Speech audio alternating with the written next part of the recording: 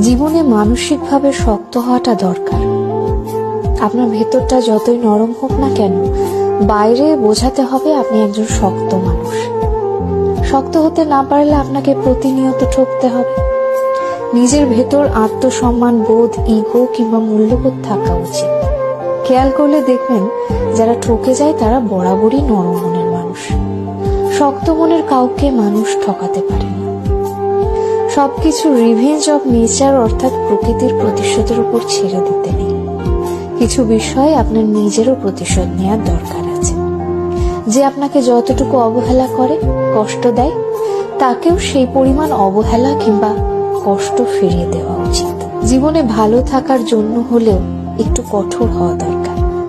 যে কোনো কিছু সহজে পেয়ে গেলে মানুষ মূল্য দিতে জানে না। মানুষ হিসেবে আপনি সহজ হতে পারেন, তবে সস্তা কিংবা সহজলভ্য